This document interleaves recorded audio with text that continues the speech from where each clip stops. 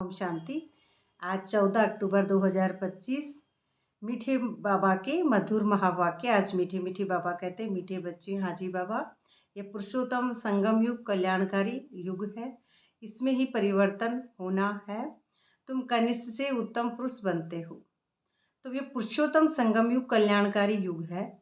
तो इसमें परिवर्तन होना है। जो हमारा मन, जो द्वापर से अपने आप को कैरेक्टर समझने लग गया था, ये मन बार बार अपने आप को, जो हम शरीर समझते हैं, तो अब शरीर से ही अपने आप को वापस उसी साइलेंस में टिकाना है। उत्तम पुरुष, तो उत्तम माना एक हाईएस्ट एनर्जी है। जब हमारी ये मन की अवस्था वापस, ये मन माइंड जो अपने आप को शरीर संबंध संपर्क में इतना अटैचमेंट में डूब चुका है, इस दुनिया को सच समझता है, ये झूठी दुनिया है, इसको सच समझने के कारण अब ये मन माइंड वापस अपने साइलेंट में लौटेगा, अनलिमिटेड माइंड में। अब अनलिमिटेड जो है हाईएस्ट एनर्जी में वापस जब सीट पर सेट होती है आत्मा, तो दर्शक के रूप में अब वो ड्रामा को खेल के रूप में देखती है। जैसे दर्शक बाहर बैठे रहते हैं, खेल देखते हैं, और खिलाड़ी उसमें कौन है? जो कनिष्ठ हैं। तो उसमें जो अपने आप को पिक्चर के अंदर के कर्ता समझ रहे हैं अभी तक, तो उसी कनिष्ठपने से हमको उत्तम बनना है। तो इस कर्तापन के भान से, मैंपन से मुक्त होना है। और उत्तम जब भी बनेंगे जब साइलेंस में टिकेंगे, जो श्री कृष्ण की हाईएस्ट एनर्जी है, हाईएस्ट कॉन्शसनेस है, उसी में टिकेंगे, तभी हम उस सीट पे बैठेंगे और तभी दर्शक के रूप में ड्रामा को खेल की तरह देखेंगे। अब खेल की तरह देखेंगे, तब हमें ये पांच तत्व, ये दुनियावी बातें, मायावी स्थूल बातें, इनका प्रभाव हमारे ऊपर नहीं पड़ेगा, उस मन पे नहीं पड़ेगा। क्योंकि पुराना मन, कैरेक्टर, शरीर, शरीर की बातें, अब वो मन बुद्धि संस्कार मर्ज हो चुके हैं। तो हाईएस्ट एनर्जी ही इमर्ज स्थिति होती है, उसी में हम आत्मा की सीट पे सेट होते हैं, और उसके अंदर ही श्री कृष्ण की हाईएस्ट एनर्जी की जो बादशाही की स्थापना है, राजा की सीट पर बैठते हैं श्री कृष्ण का जन्म होने के बाद में ही। तो प्रिंस बनते बनते ही फिर राजा बन जाते हैं, ज्ञान लेते लेते। तो उसी एनर्जी में वापस टिकना। तो इस ज्ञान प्रश्न है आज का, इस ज्ञान मार्ग में कौन सी बात सोचने व बोलने से कभी भी उन्नति नहीं हो सकती? उत्तर है, ड्रामा में होगा तो पुरुषार्थ कर लेंगे। ये लाइन किसकी है? कैरेक्टर सोच रहा है, मन, पुराना मन अपने आप को जो शरीर और कर्तापन के भान में है, वो सोचता है। क्योंकि आत्मा जब सीट पर सेट हो जाती है साक्षी के रूप में, दर्शक के रूप में, वो तो न्यारी हो चुकी है। वहाँ में अपना वो कर्तापन का भान नहीं है, जो हो रहा है वो हो रहा है। वो उस स्टेज के लिए ये बात अलग है, और यहाँ पर ये स्टेज है पुराने मन अपने आप को जब वो शरीर समझ रहा है, या बीके समझ रहा है, या फिर पद पोजीशन का नाम मान है अपने आप में, अभी वो पुराना ही भान है। तो ड्रामा में होगा सो देख लेंगे, वही सोचते हैं। ड्रामा कराएगा तो कर लेंगे। तो ये सोचने व बोलने वालों की उन्नति कभी नहीं हो सकती है, जो अपने पुराने बातों को ही मानते हैं। ये कहना ही रोंग है। तुम जानते हो, अभी जो हम पुरुषार्थ कर रहे हैं, यह भी ड्रामा में नोंद है। सबका पुरुषार्थ का ड्रामा में नोंद है। तो पुरुषार्थ करना ही है, पुरुषार्थ करना ही है। अब पुरुषार्थ हम समझ लेते हैं शरीर से जो कर्म कर रहे हैं उसी को पुरुषार्थ, लेकिन पुरुषार्थ का सही अर्थ वो नहीं है। पुरुषार्थ का सही अर्थ है कि जब मैं आत्मा इस ड्रामा से पूरी परमात्मा को मन मना भाव करते करते इस द्वैत वाली दुनिया से परे चली जाऊंगी, उस साइलेंस में मेरी बुद्धि जब टिक जाएगी, मैं साक्षी की सीट पर बैठ जाऊंगी, दृष्टा के रूप में इस ड्रामा को देखूंगी, तो फिर मैं दृष्टा के रूप में हूँ। अब कर्तापन का भान खत्म हो गया है। अब कर्तापन का भान खत्म होने के बाद में मैं न्यारी और प्यारी हूँ। तीसरी आंख की स्थिति है वो खुलने के बाद में। अब तीसरी आंख से मैं सबको ही सोल देखती हूँ, रोल नहीं। सबको सोल में देखना, रोल किसी का न देखना। पांच तत्वों के पुतले की बातें, इनमें उसकी बुद्धि नहीं लगती है, उस स्थिति वाली आत्मा की। तो यहाँ पे ये वाली स्थिति जब आएगी, तब पुरुषार्थ हमारा होता है। क्लियर?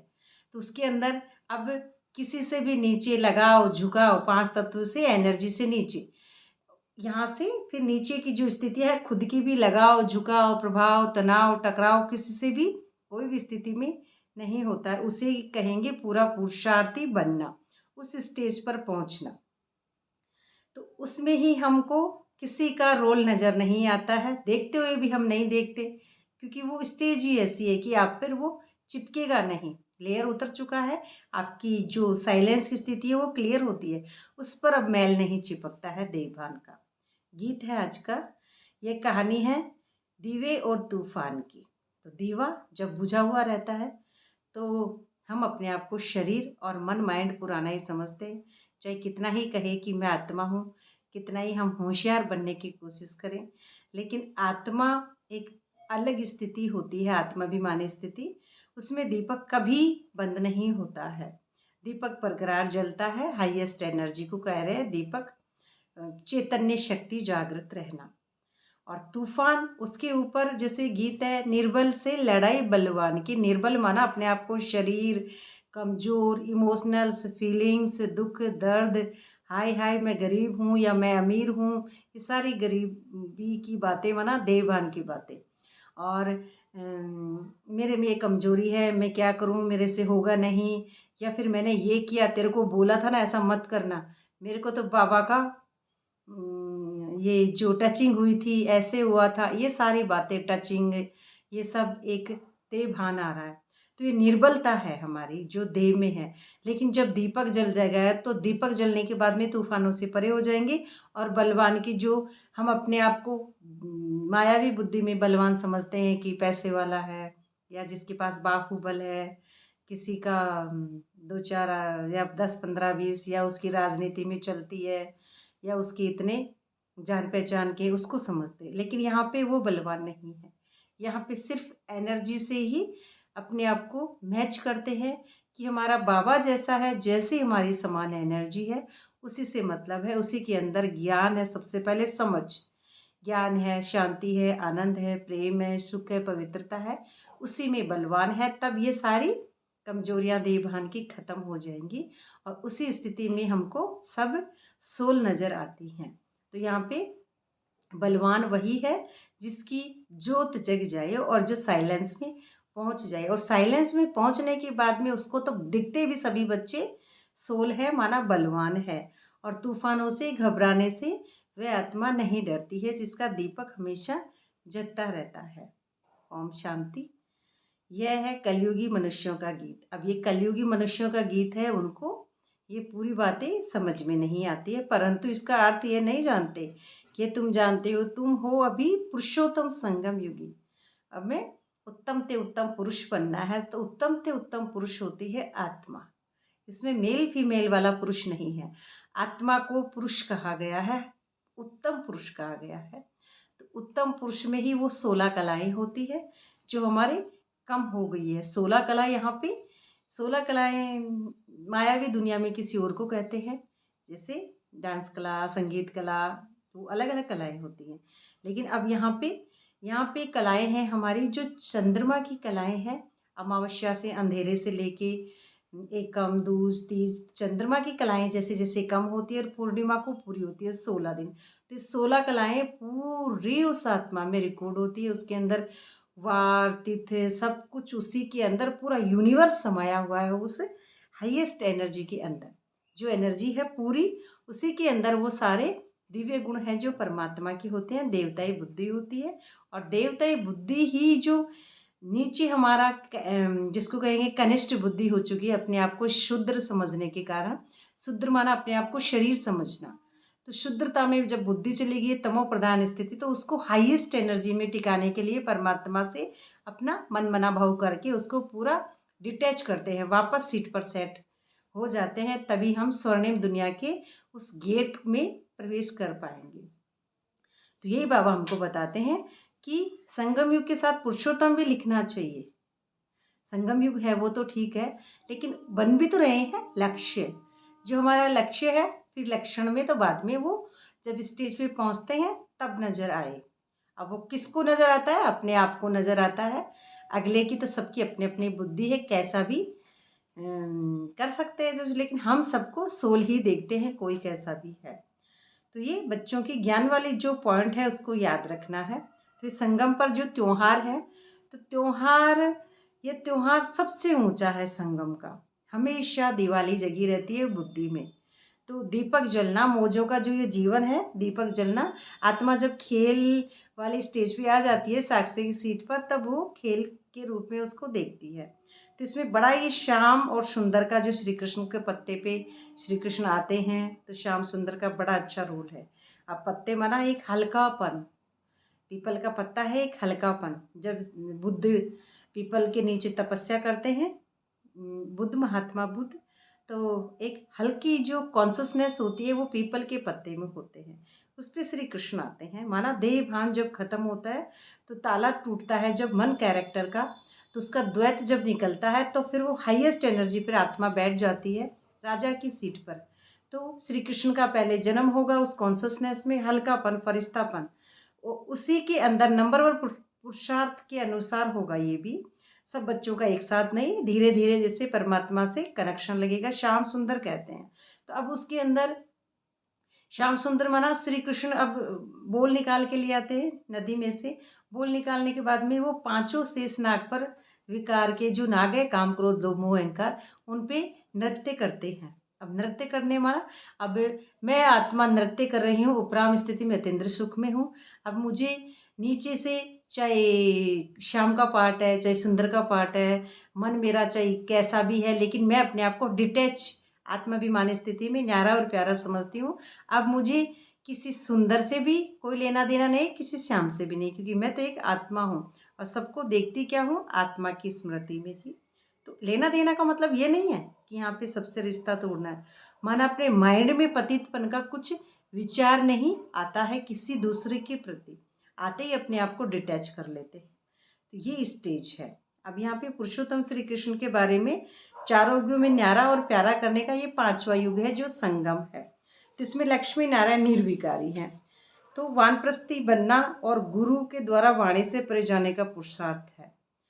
तो वाणी से परे जब हम, हमारा साइलेंस में वापस आत्मा लौट जाती है, चेतना जब हमारी जाग जाती है, कुंभकर्ण जब मर जाता है, तो फिर उसके बाद में सभी पूरी मायावी दुनिया मर जाएगी। खुद मरे, मैं मोए मर गई, तो फिर पूरा कब्रिस्तान है।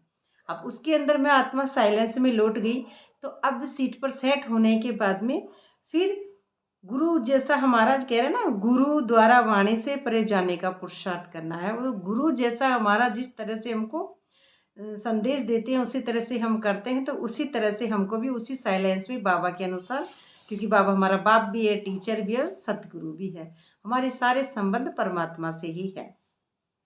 तो लक्ष्मी नारायण निर्विकारी हैं। अब लक्ष्मी नारायण किसी के मायावी दुनिया की तरह जन्म नहीं लेंगे। लक्ष्मी और नारायण, लक्ष्मी जब हमारी हाईएस्ट एनर्जी वापस टिक जाती है, साइलेंस में वापस लौट जाएगी, वो सुनने पर हमारी बुद्धि टिक जाएगी। अब शून्य में जब हम अपने आप को ख़त्म कर देते, नष्ट कर देते, मैं, मेरापन, कर्तापन, कलयुगी रोल, कलयुगी बातें, संबंध, संपर्क सभी हमारे पार के, हमको उस एक व्रता की स्थिति में जब हमारी आत्मा साइलेंस में पहुंच जाती है, तो ये नारायण की स्टेज होती है निर्विकारी। और लक्ष्मी प्रकृति, ये देह और देह के जो भी पांच तत्व है, ये तत्व पांच अपना देह और प्रकृति हमारी दासी बनती है, तो वो लक्ष्मी। तो लक्ष्मी की जो ये प्रकृति है, पांच तत्वों का पुतला, इसे लक्ष्मी कहेंगे। और फिर वो एनर्जी है, वो है निर्विकारी जन्म से नारायण। दोनों का ही स्थिति तभी होती है। तो ये पतितपन से नहीं, तो ये फॉलो फादर जब हम करेंगे तो उसी स्टेज में हमको ये एनर्जी का एहसास होगा। मैं विनाश कराता हूँ। अब बाबा क्या कह रहे हैं, बाबा कहते हैं कि न मैं विनाश कराता हूँ। हम शंकर को समझते हैं, शंकर ऐसे तीसरे आँख खोलते ही विनाश कर देते हैं। तो किसी का बाहर का विनाश नहीं है, ये अपने अंदर का है। तो ये बाबा कह रहे हैं, न मैं विनाश कराता हूँ, न वे करते हैं, यह रोंग है, समझना ही रोंग है। देवताएं थोड़ी पाप करेंगी। अब देवताओं की जो एनर्जी है वो पाप थोड़ी करेगी। देवताओं के लिए तो सभी भक्त बराबर हैं। उनके लिए तो भक्त 1 रुपया चढ़ाए तो भी देवताओं को नहीं चाहिए, और भक्त 100 चढ़ाए, 1000 चढ़ाए, लाखों चाहे, तो अशरीरी एनर्जी को क्या पैसों से लेना देना नहीं। उनको सिर्फ सोल से है। सोल बड़ी प्यारी लगती है बाबा को, क्योंकि बाबा खुद सोल है, इसलिए।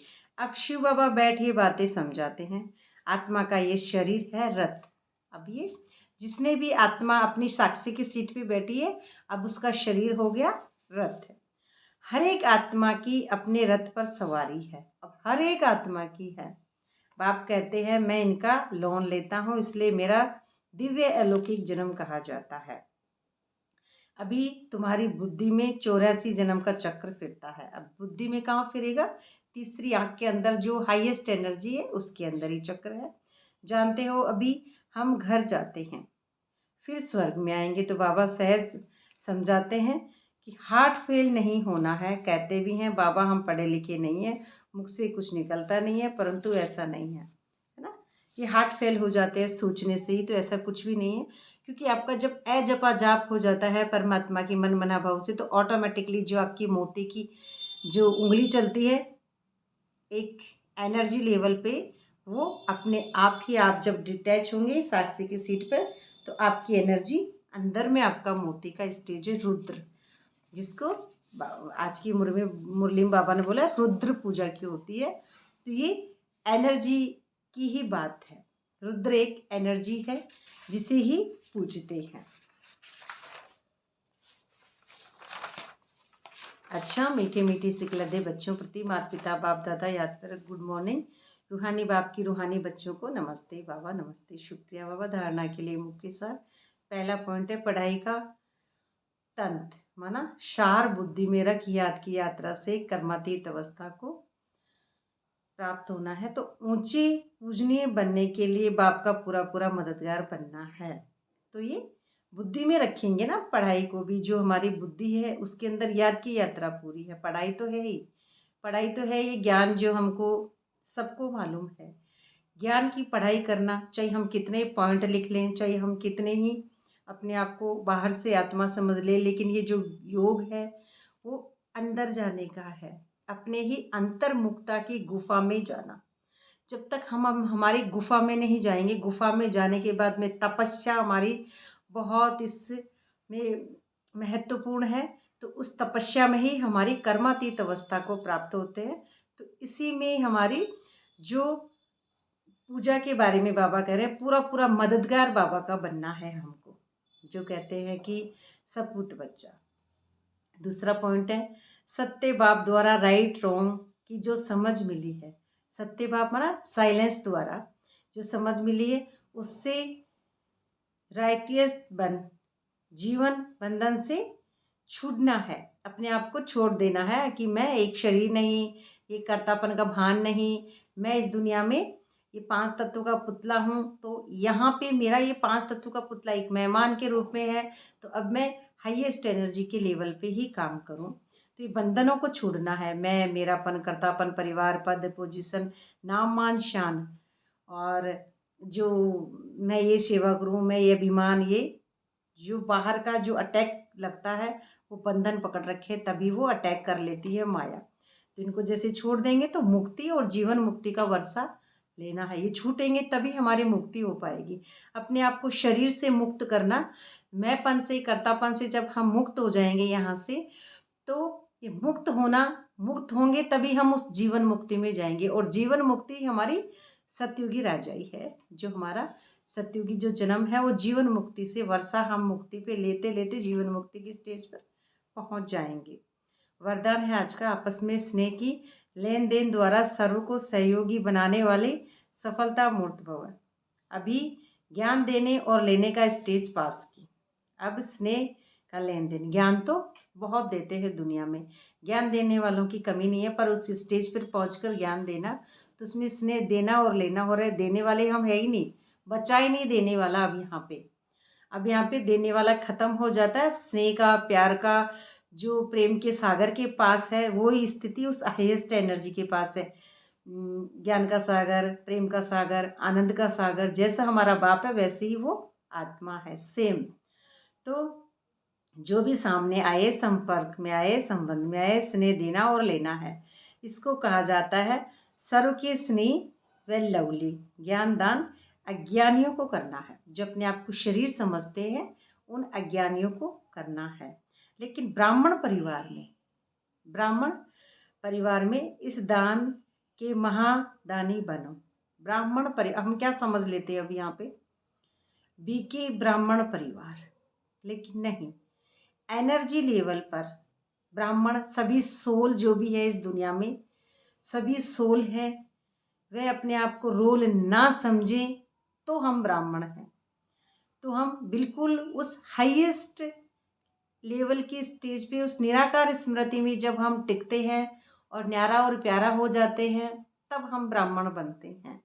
तो ब्राह्मण का मतलब है यहाँ पे सोल, निराकार स्मृति, एनर्जी। तो ब्राह्मण परिवार में इस दान की महादानी बनो, इस दान के महादानी बनो। ये जो आपके अंदर की स्थिति है ना, स्नेह देना, प्यार देना, शुभ भावना देना, शुभकामना देना, यहाँ पे शरीर का विनाश करने के बाद में ब्राह्मण स्टेज बनती है, जिसे कहते हैं बिंदु स्वरूप स्थिति या बीज रूप अवस्था। उसी के अंदर वो एक बीज है, पेड़ बना, वापस वही बीज जब झड़ेगा तब पेड़ बनेगा।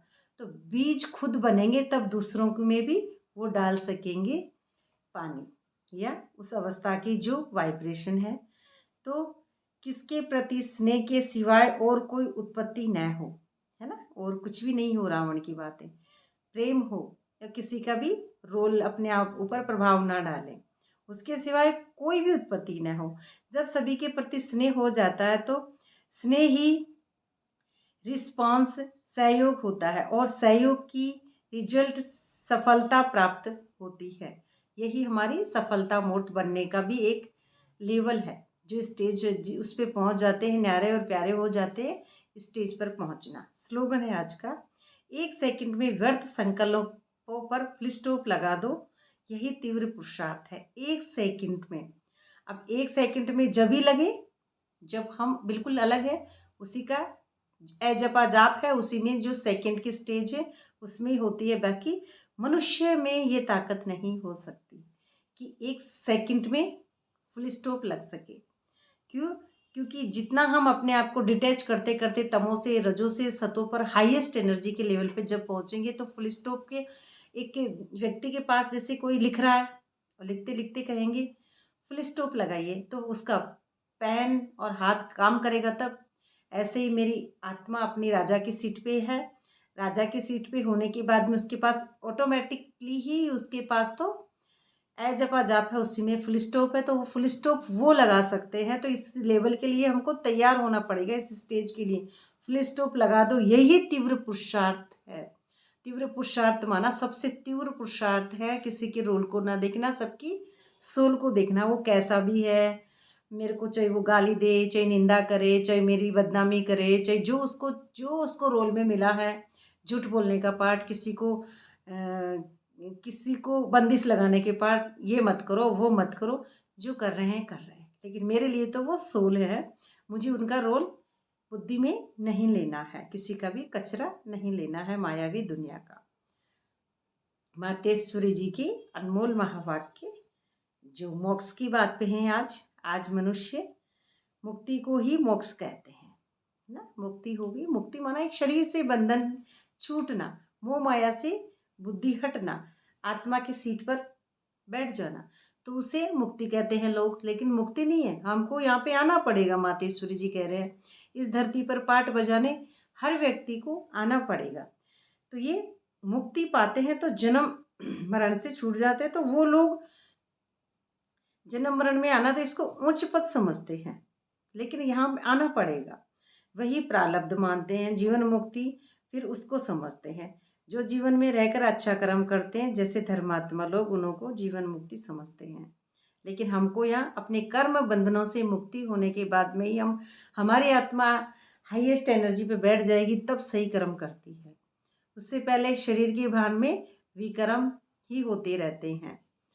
तो कर्म बंधन से मुक्त हो जाएं तो कोटों में से कोई बिरला ही समझते हैं इस बात को। ये भी मातेश्वरी जी ने कहा है कि इस बात को भी वही समझते हैं जो कोटों में से कोई है और बिरला है। अब यह है उन्हों की अपनी मत, लेकिन हम परमात्मा द्वारा जान चुके हैं कि जब तक मनुष्य पहले विकारी कर्म बंधन से मुक्त नहीं हुआ तब तक आदि मध्य अंत दुख से छूट नहीं सकता। क्योंकि विकारी अपने आप को शरीर समझना, मैंपन, मेरापन, कर्तापन, कलयुगी बातें, ये इंद्रियां, इनमें बुद्धि बार बार जाना, उसने ये कहा, ये देखा, ये सच, बाकी दुनिया में कुछ भी सच नहीं है, सब झूठा ड्रामा है। और हम एक्टर्स हैं, अगर फिल्म के अंदर अपने आप को हीरो समझ रहे हैं तो अभी तक हम कर्ता के भान में हैं, बंधन में अभी मुक्त नहीं हुए। और अगर न्यारा हो चुके हैं उस फिल्म से दर्शक के रूप में, खेल को बड़े आनंद से देख रहे हैं, तो हम उससे मुक्त हो गए। तो इसी अवस्था को मातेश्वर जी समझा रही हैं कि परमात्मा चाहिए, क्योंकि मुक्ति, जीवन मुक्ति परमात्मा की ही ये एक हाईएस्ट एनर्जी है, जिसको हम समझते हैं कि मुक्ति ऐसा नहीं है। दुनियावी लोग समझते हैं कि हम तो आएंगे ही नहीं धरती पर, मुक्त हो गई आत्मा। तो आत्मा को अब यहाँ पे यही बताते हैं कि आत्मा को इस कर्म क्षेत्र में आना ही है कर्म करने के लिए। अब संगम पर हमको वापस अपने साइलेंस में लौटना है, सतयुगी बादशाही जो दुनिया है उसके अंदर जाना है और फिर वापस कर्म करते हैं। ऐसे ही हर 5000 साल बाद में हम ऐसे हमको आना है इस कर्म क्षेत्र पर। ऐ व्यक्ति सारे हैं, स्वयं और सर्व के प्रति मनसा द्वारा योग की शक्तियों का प्रयोग करो। मनसा सेवा बेहद की सेवा है। अब बेहद में अपने आप को डिटैच समझना, अपने आप को उस एनर्जी लेवल पर समझना। जितना आप मनसा वाणी से स्वयं सैंपल बनेंगे तो सैंपल को देखकर स्वतः ही आकर्षित होंगे। सिर्फ दृढ़ संकल्प रखो तो सहज सेवा होती रहेगी।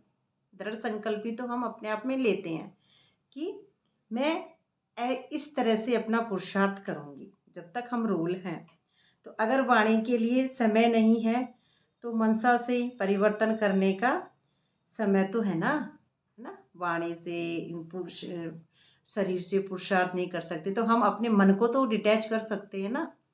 तो मन को डिटैच करने के लिए तो अब सेवा के सिवाय समय गंवाना नहीं है ना। सेवा सेवा सेवा, शरीर की बातों में समय गंवाना नहीं है।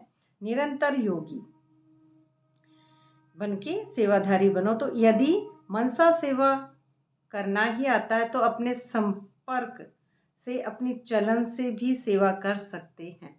अपने बाप के जितने संपर्क में, संबंध में रहेंगे तो बाबा के संपर्क और संबंध में रहना ही डिटैच रहना है। बाबा के पास, बाबा की स्मृति में अगर हम साथ हैं तो हमारे सारे पुरुषार्थ ही अच्छे लेवल पर हो रहे हैं। अच्छा, तो ये थी आज की बाबा की मधुर वाणी। तो बाबा का बहुत बहुत शुक्रिया और आप सबका भी बहुत बहुत शुक्रिया। ओम शांति।